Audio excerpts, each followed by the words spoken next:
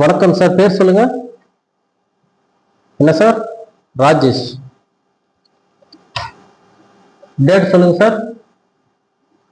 15/12/2020. Okay sir. என்ன ஊரு? Ramanathapuram. Okay sir, கொஞ்சம் வெயிட் பண்ணுங்க, உங்களோட ஜாதகத்தை போட்டுறேன்.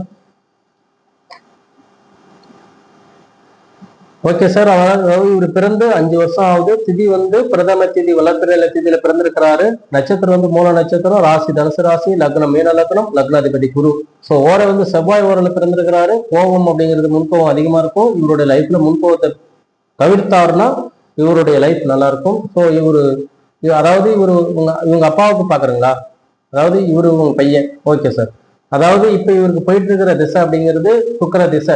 ஸோ சுக்கர திசை அப்படிங்கிறது 2023 5வது மாசம் 11ஆம் தேதி ஸ்டார்ட் ஆகுனது. 11ஆம் தேதி 5வது மாசம் 2043 முடியுது. இந்த சுக்கர திசை அப்படிங்கிறது வீடு சம்பந்தமான விஷயமா உங்களுடைய கேள்விகள் இருக்கும், அப்படிதானே? Okay sir. அதே போல பார்த்தோன்னா சுக்கர புத்தி அப்படிங்கிறது 11/5/2023 ஸ்டார்ட் ஆகுனது. 9/9/2026 முடியுது. இந்த சுக்கர புத்தி அப்படிங்கிறது வீடு சம்பந்தமான விஷயத்துக்கு ஒரு நல்ல தடங்களை உண்டாக்கி கொண்டிருந்தது. இந்த தடங்கள் அப்படிங்கிறது நிச்சயமா 2026 9ஆம் மாசம் 9ஆம் தேதி முடியுது. இது முடிஞ்சு அடுத்து வரக்கூடிய சூரிய புத்தி வீட்டுக்கு உண்டான அமைப்பு யோகம் அப்படிங்கிறது வருது.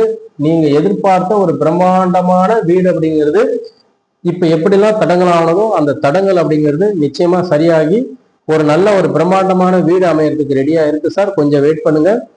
அதே போல பார்த்தோன்னா உங்களுக்கு அடுத்தக்குண்டான ஒரு பூர்வீக சொத்துல ப்ராப்ளமோ இல்ல செகண்ட் வாரிஸ் ப்ராப்ளமோ கொஞ்சம் ஓடிட்டு இருக்குது. என்ன சார் போயிட்டு இருக்குது? பூர்வீக சொத்துல ப்ராப்ளம். ஓகே. அதாவது இந்த அந்தரம், அதாவது சனி அந்தரம் உங்களுக்கு 2025 7வது மாசம் ஸ்டார்ட் ஆகுனது. 10ஆம் தேதி ஜனவரி மாசம் 2026 முடியுது. இந்த சனி அந்தரம் அப்படிங்கிறது இந்த பூர்வீக சொத்துல ஒரு பெரிய அளவுல பாதிப்பு இல்லை, ஒரு சின்ன அளவுல பாதிப்பு அப்படிங்கிறது உண்டாக்கிட்டு இருக்குது.